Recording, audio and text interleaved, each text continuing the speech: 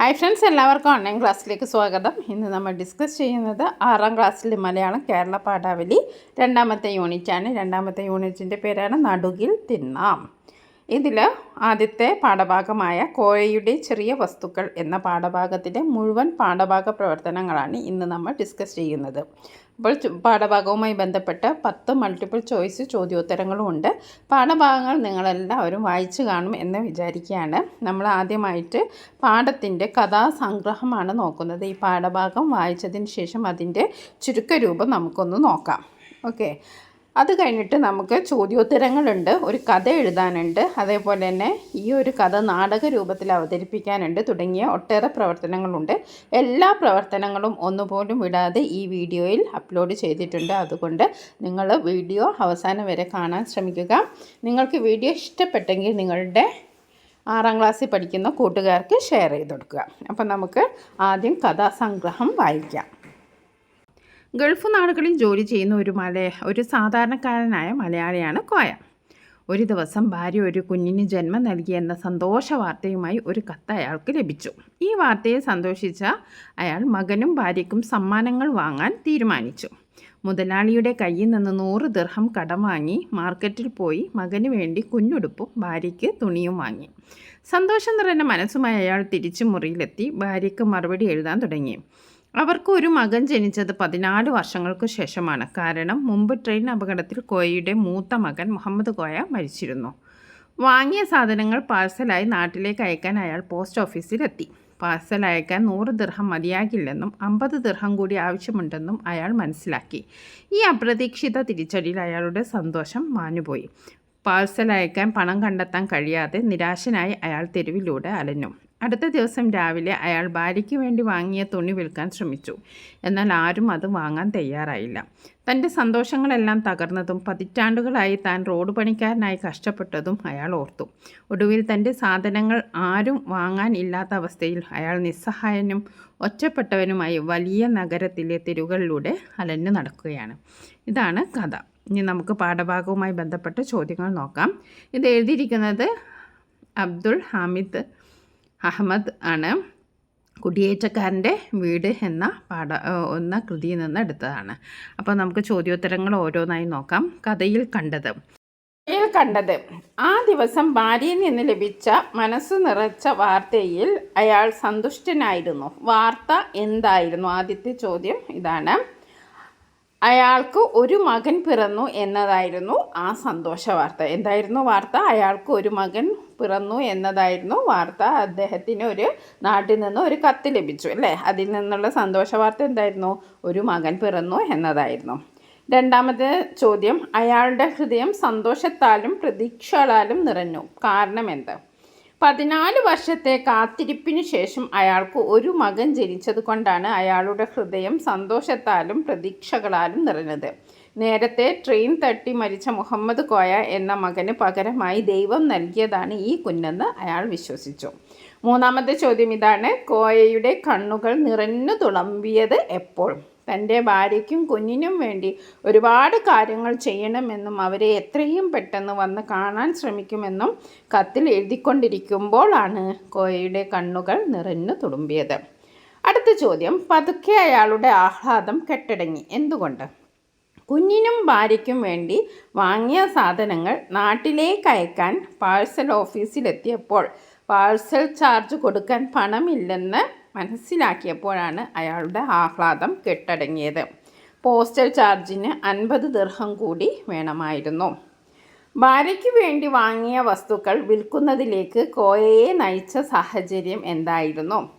മകന് വാങ്ങിയ ഉടുപ്പ് ഉൾപ്പെടെയുള്ള സാധനങ്ങൾ നാട്ടിലേക്ക് അയക്കാൻ ആവശ്യമായ പണം കണ്ടെത്താൻ കോയയ്ക്ക് കഴിഞ്ഞില്ല. ഈ സാഹചര്യത്തിൽ മകനുള്ള സാധനങ്ങൾ മാത്രം അയക്കാനും അതിനുവേണ്ട പണം ഭാര്യയ്ക്ക് വാങ്ങിയ സാധനങ്ങൾ വിൽക്കുന്നതിലൂടെ കണ്ടെത്താനും അയാൾ തീരുമാനിച്ചു. അങ്ങനെയാണ് കോയ തൻ്റെ ഭാര്യയ്ക്ക് വേണ്ടി വാങ്ങിയ വസ്തുക്കൾ വിൽക്കുന്നതിലേക്ക് നയിച്ചത്. ഇനി അടുത്ത ചോദ്യം നോക്കാം. വാക്കുകൾക്കപ്പുറം. കോയയുടെ മുറിയിലെ അനക്കമില്ലാത്ത അവസ്ഥ കഥാകൃത്ത് ആവിഷ്കരിക്കുന്നത് നോക്കൂ. കോയയുടെ മുറിയിൽ നിശ്ചലത തളം കെട്ടി നിന്നു. ഇങ്ങനെ പറയുന്നതിലെ സവിശേഷത എന്ത്? ചർച്ച ചെയ്യൂ. ഇതുപോലെയുള്ള പ്രയോഗങ്ങൾ കഥയിൽ ഇനിയുമുണ്ട്. അവ കണ്ടെത്തി എഴുതുക. അവയുടെ പ്രത്യേകതകൾ ചർച്ച ചെയ്യുമല്ലോ. അപ്പോൾ നമുക്ക് നോക്കാം. ഇവിടെ എന്താണ് പ്രയോഗം? കോയയുടെ മുറിയിൽ നിശ്ചലത, അതായത് നിശ്ചലത എന്ന് പറഞ്ഞാൽ ചലനമില്ലാത്ത അവസ്ഥ, തളം കെട്ടി നിന്നു. അങ്ങനെ പറഞ്ഞാൽ എന്താണ്? കോയയുടെ ആഹ്ലാദം കെട്ടടങ്ങിയ ശേഷമുള്ള അവസ്ഥയാണിത്. സന്തോഷമെല്ലാം നഷ്ടപ്പെട്ട നിസ്സഹായനായി ഇരിക്കുന്ന അയാളുടെ മനസ്സിൻ്റെ പ്രതിഫലനമാണ് ഈ നിശ്ചലത. മുറിയിലെ ശൂന്യതയെയും ഏകാന്തതയെയും ഈ പ്രയോഗം ഊന്നി പറയുന്നു. ഇനി നമുക്ക് പാഠഭാഗത്തിലെ മറ്റു പ്രയോഗങ്ങൾ നോക്കാം. കൊടും ചൂടത്ത് ആ നോട്ട് വിയർപ്പിൽ നനഞ്ഞിരുന്നു. അപ്പോൾ ഇതെന്താണെന്ന് നോക്കാം. കോയയുടെ കയ്യിലുള്ള 100 ദിർഹം നോട്ടാണ് ഇവിടെ വിയർപ്പിൽ നനഞ്ഞതായി പറയുന്നത്. ഈ നോട്ട് അയാളുടെ കഷ്ടപ്പാടിൻ്റെയും ആഗ്രഹത്തിൻ്റെയും പ്രതീകമാണ്. വെറും ചൂടിൽ നനഞ്ഞ നോട്ടല്ല ഇത്, മറിച്ച് മകന് വേണ്ടി സാധനങ്ങൾ വാങ്ങാനുള്ള ആഗ്രഹത്താൽ കോയയുടെ ഉള്ളിലെ തീവ്രമായ സന്തോഷവും ആവേശവും കാരണമുണ്ടായ വിയർപ്പാണ്. നോട്ടിനെ പോലും കോയയുടെ വികാരങ്ങളുടെ ഭാഗമാക്കുന്ന ഈ പ്രയോഗം അയാളുടെ മാനസികാവസ്ഥയെ വായനക്കാരുമായി ബന്ധിപ്പിക്കുന്നു. ഇനി അടുത്തത്, സന്തോഷത്തിൻ്റെ അവസാന ബിന്ദു കാറ്റ് പൊടി പറത്തിക്കളയുന്നത് പോലെ ഇല്ലാതായി. ഇതിൻ്റെ അർത്ഥം എന്താണ്? സന്തോഷം ഒരു വസ്തുവിനെ പോലെ കാറ്റിൽ പറന്നു പോകുകയാണെന്ന് ഇവിടെ പറയുന്നു.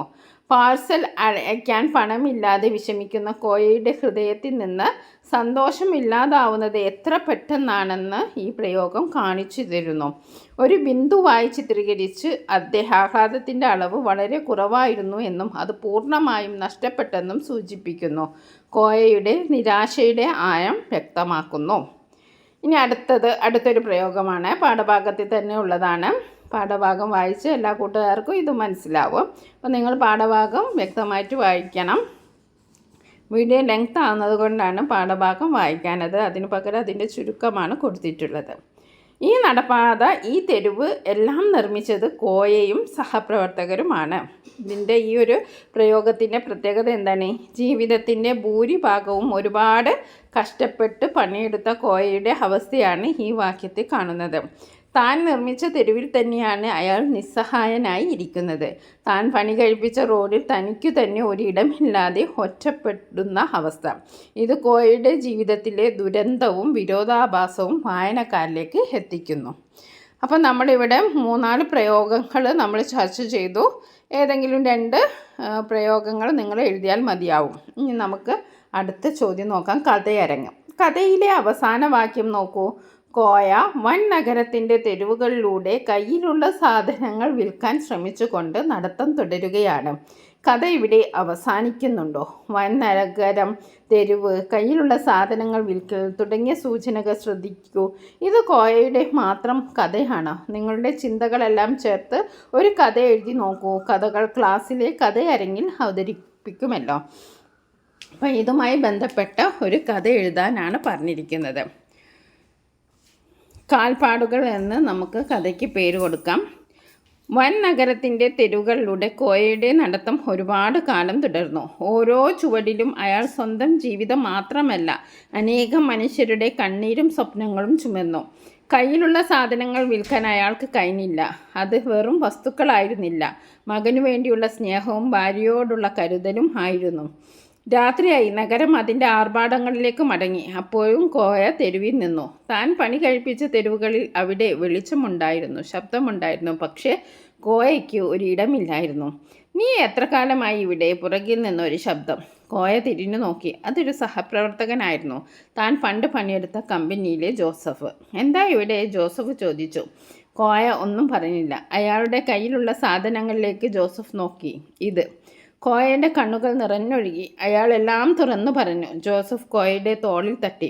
ഇത് നിൻ്റെ മാത്രം കഥയല്ല, എൻ്റെയും കഥയാണ്. വാ, നമുക്കൊരുമിച്ച് പോകാം. നാളെ നമുക്കൊരുമിച്ച് ജോലിക്ക് പോകാം. കോയയുടെ കാലുകൾക്ക് വീണ്ടും ജീവൻ വെച്ചു. ജോസഫിനൊപ്പം അയാൾ നടന്നകന്നു. അപ്പോഴും ആ വൻനഗരം അതിൻ്റെ വെളിച്ചവും തിരക്കവും അവർക്ക് മുന്നിൽ മായാതെ നിന്നു. പക്ഷേ ഇപ്പോൾ കോയ ഒറ്റയ്ക്കായിരുന്നില്ല. അപ്പം നിങ്ങളുടെ ഭാവനയ്ക്ക് അനുസരിച്ച് നിങ്ങൾക്ക് പല വിധത്തിലുള്ള കഥ എഴുതാം. ക്ലാസ്സിൽ അവതരിപ്പിക്കുക. നോക്കാം. അടുത്ത പ്രവർത്തനം വാക്കുകൾ കൂടിച്ചേരുമ്പോൾ. അല്ലലില്ലാത്ത മനസ്സുമായി അയാൾ ഇരുന്നു. ഈ രണ്ട് വാക്യങ്ങൾ തമ്മിലുള്ള വ്യത്യാസം എന്താണ്? ഇങ്ങനെ ഒന്നിലേറെ വാക്കുകൾ കൂട്ടിച്ചേർത്ത് പറയുകയും എഴുതുകയും പതിവാണ്. ഇങ്ങനെ ചെയ്യുന്നത് കൊണ്ടുള്ള ഗുണങ്ങൾ എന്തെല്ലാം? ഇതുപോലെ ധാരാളം വാക്യങ്ങൾ പാഠത്തിലുണ്ട്. അവ കണ്ടെത്തി ഏതെല്ലാം വാക്കുകൾ ചേർന്നാണ് അവ രൂപപ്പെട്ടതെന്ന് എഴുതുക. അല്ലൽ ഇല്ലാത്ത മനസ്സുമായി അയാൾ ഇരുന്നു എന്നത് ഓരോ വാക്കും വേർതിരിച്ചുള്ള പ്രയോഗമാണ്. എന്നാൽ അല്ലലില്ലാത്ത മനസ്സുമായി അയാൾ ഇരുന്നു എന്നത് വാക്കുകൾ കൂട്ടിച്ചേർത്ത് ഒഴുക്കോടെ എഴുതിയതാണ്. ഇങ്ങനെ ചെയ്യുന്നത് കൊണ്ട് വാക്യത്തിന് സൗന്ദര്യവും വേഗതയും ലഭിക്കുന്നു. പാഠത്തിലെ മറ്റുദാഹരണങ്ങൾ നോക്കാം. ചുറ്റി നടന്ന്, അത് നമുക്ക് വേർതിരിച്ച് എങ്ങനെ എഴുതാം? ചുറ്റി അധികം നടന്ന്. മാസാവസാനം, മാസം അധികം അവസാനം. പോസ്റ്റ് ഓഫീസിനകത്തേക്ക്, പോസ്റ്റ് ഓഫീസ് അധികം അകത്തേക്ക്. കയ്യിലുള്ള, കയ്യിൽ പ്ലസ് ഉള്ള. ഇനി നമുക്ക് അടുത്ത ചോദ്യം നാടകമാക്കാനാണ്. ആവശ്യമായ മുന്നൊരുക്കങ്ങൾ നടത്തി ഈ കഥ നാടകമാക്കി ക്ലാസ് പീടികയിലോ വിദ്യാരംഗം സാഹിത്യവേദിയിലോ അവതരിപ്പിക്കും. കഥ നാടകമാക്കുന്നതിന് കുറച്ച് തയ്യാറെടുപ്പുകൾ ആവശ്യമാണ്. എന്താണ്? കഥാപാത്രങ്ങൾ ആരാണെന്ന് നമുക്ക് തീരുമാനിക്കണം. കോയയാണ് പ്രധാന കഥാപാത്രം. മുതലാളി, കോയയുടെ തൊഴിലുടമ. അറബി, കടലിലെ വിൽപ്പനക്കാരൻ. സഹപ്രവർത്തകർ മുരളി, ജോസഫ് സിംഗ്, ഗുൽസാദി. തെരുവ് കച്ചവടക്കാരൻ, സാധനങ്ങൾ വിൽക്കുന്ന ആൾ. ആഖ്യാതാവ്, കഥയുടെ പശ്ചാത്തലം വിവരിക്കുന്ന ആൾ. ഇത്രയും കഥാപാത്രങ്ങൾ ആവശ്യമാണ്. അപ്പം ഇനി രംഗങ്ങൾ എത്ര രംഗം വേണം എന്നൊക്കെ നമ്മൾ സെറ്റ് ചെയ്യണം. ആദ്യ രംഗം കോയയുടെ മുറി, അയാളുടെ ഭാര്യയുടെ കത്ത് വായിക്കുന്നു. രണ്ടാം രംഗം മുതലാളിയുടെ അടുത്തേക്ക് പോയി പണം ചോദിക്കുന്നു. മൂന്നാം രംഗം മാർക്കറ്റിൽ സാധനങ്ങൾ വാങ്ങുന്നു. നാലാം രംഗം പാഴ്സൽ ഓഫീസിൽ പണമില്ലാതെ വിഷമിക്കുന്നു. അഞ്ചാം രംഗം മാർക്കറ്റിൽ സാധനങ്ങൾ വിൽക്കാൻ ശ്രമിക്കുന്നു. ഇനി സംഭാഷണങ്ങൾ നമ്മൾ എഴുതണം. കഥയിലെ പ്രധാന ഭാഗങ്ങൾ സംഭാഷണങ്ങളാക്കണം. എനിക്കൊരു മകൻ പിറന്നു എന്ന് കോയ മുതലോട് പറയുന്നതും ഇത് നല്ല തുണിയാണ് 30-ന് തരാം എന്ന് അയാൾ കച്ചവടക്കാരോട് കേഴുന്നതെല്ലാം നാടകത്തിൽ പ്രധാനമാണ്. അതൊക്കെ ഉൾപ്പെടുത്തി നമ്മൾ സംഭാഷണം തയ്യാറാക്കണം. അപ്പം നമുക്ക് ഓരോ രംഗത്തിൻ്റെയും സംഭാഷണം ചെറിയ രീതിയിൽ തയ്യാറാക്കി നോക്കാം. ആദ്യത്തെ രംഗം കോയയുടെ മുറിയാണ്. അപ്പോൾ ആഖ്യാതാവ്, അതായത് കഥ പറയുന്ന ആളും ഇങ്ങനെ പറയും: വർഷങ്ങളുടെ കാത്തിരിപ്പിന് ശേഷം കോയയുടെ ജീവിതത്തിൽ സന്തോഷത്തിൻ്റെ ഒരു കിരണം എത്തി. ഭാര്യയുടെ കത്ത് അയാളുടെ കയ്യിൽ കിടന്ന് വിറച്ചു. അപ്പോൾ കോയ കത്ത് വായിച്ച് പുഞ്ചിരിയോടെ, അവന് അബ്ദുള്ള കോയ എന്ന് പേരിടുക, അല്ലെങ്കിൽ വേണ്ട, നിനക്കിഷ്ടമുള്ള പേരിട്ടോളൂ. കോയ സ്വയം സംസാരിക്കുന്നു. ഒരു മകൻ 14 വർഷങ്ങൾക്ക് മുമ്പ് ഇരുമ്പ് പാളങ്ങൾ വിഴുങ്ങിയ മുഹമ്മദ് കോയക്ക് പകരമായി ദൈവം തന്നതാണവന്. ആഖ്യാതാവ് സന്തോഷത്താൽ അയാളുടെ കണ്ണുകൾ നിറഞ്ഞു. ഇനി രണ്ടാമത്തെ രംഗം മുതലാളിയുടെ ഓഫീസ്. കോയ ചിരിയോടെ: മുതലാളി, എനിക്കൊരു മകൻ പിറന്നു. മുതലാളി ചിരിച്ചുകൊണ്ട്: സന്തോഷം കോയ, എന്താ കാര്യം? കോയ: എനിക്കൊരു 100 ദിർഹം തരാമോ? മാസാവസാനം തിരിച്ചു നൽകാം. മുതലാളി പണം കൊടുക്കുന്നു. ശരി, എടുത്തോളൂ. ഇനി അടുത്ത രംഗം മാർക്കറ്റാണ്. കോയ ഒരു പച്ചപ്പെട്ടിയിലേക്ക് നോക്കുന്നു. അറബി: ഈ കുട്ടി ഉടുപ്പിന് എന്താണ് വില? അത് എത്ര ദിർഹം എന്ന് പറയുന്നു. കോയ വിലപേശി വാങ്ങുന്നു. ശരി, ഇതാ പണം. ശേഷം ഭാര്യയ്ക്ക് വേണ്ടി തുണികൾ വാങ്ങുന്നു. ഇനി നാലാമത്തെ രംഗം പാഴ്സൽ ഓഫീസാണ്. കോയ പാഴ്സൽ എടുത്തുകൊണ്ട് ഇത് കേരളത്തിലേക്ക് അയക്കണം. ഉദ്യോഗസ്ഥൻ: 50 ദിർഹം കൂടി വേണം. കോയ വിഷമത്തോടെ: എൻ്റെ കയ്യിൽ ഇപ്പോൾ പണമില്ല. അപ്പോൾ ആഖ്യാതാവ് പറയാണ്: അയാളുടെ സന്തോഷത്തിൻ്റെ അവസാന ബിന്ദു കാറ്റ് പൊടി പറത്തിക്കളയുന്ന പോലെ ഇല്ലാതായി. ഇനി ലാസ്റ്റത്തെ സീനാണ് രംഗം 5. വീണ്ടും മാർക്കറ്റാണ്. കോയ നിലത്ത് സാധനങ്ങൾ നിരത്തി. ഇത് നല്ല തുണിയാണ്, 30-ന് തരാം. ഇതെൻ്റെ ഭാര്യയ്ക്ക് വാങ്ങിയതാണ്. അപ്പോൾ കഥ പറയുന്ന ആൾ പറയാണ്: ആരും അയാളെ ശ്രദ്ധിച്ചില്ല. കോയയുടെ ശബ്ദം ഒറ്റപ്പെട്ട ഒരു യാചനയായി ആ തെരുവിൽ അലഞ്ഞു. ഓക്കെ, അപ്പോൾ ഇത്രയാണ് ഈ പാഠഭാഗത്തിൻ്റെ പ്രവർത്തനങ്ങൾ. അപ്പോൾ നമുക്ക് പിന്നെ ഇനിയും കുറച്ച് പ്രവർത്തനങ്ങൾ കൂടി ഉൾപ്പെടുത്താം. മൾട്ടിപ്പിൾ ചോയ്സ് ചോദ്യോത്തരങ്ങളും അതേപോലെ തന്നെ കോയയുടെ കഥാപാത്ര നിരൂപണവും ഇതുമായിട്ട് ബന്ധപ്പെട്ട കുറച്ച് ചോദ്യങ്ങളൊക്കെ ഡിസ്കസ് ചെയ്യാം. നമുക്ക് അടുത്ത വീഡിയോയിൽ വീണ്ടും കാണാം. അപ്പോൾ നിങ്ങൾക്ക് ഈ വീഡിയോ ഇഷ്ടപ്പെട്ടെങ്കിൽ നിങ്ങൾ ലൈക്ക് ചെയ്യുകയും നിങ്ങളുടെ കൂട്ടുകാർക്ക് ഷെയർ ചെയ്ത് കൊടുക്കുകയും വേണം. അപ്പോൾ നമ്മൾ എല്ലാ ആക്ടിവിറ്റീസിലും എല്ലാ പാഠഭാഗ പ്രവർത്തനങ്ങളും ഇതിൽ ഉൾപ്പെടുത്തിയിട്ടുണ്ട്. കഥ എഴുതിയിട്ടുണ്ട്, പിന്നെ നാടകം എഴുതിയിട്ടുണ്ട്, പിന്നെ ഈ പാഠഭാഗത്തിൻ്റെ സംഗ്രഹവും എഴുതിയിട്ടുണ്ട്.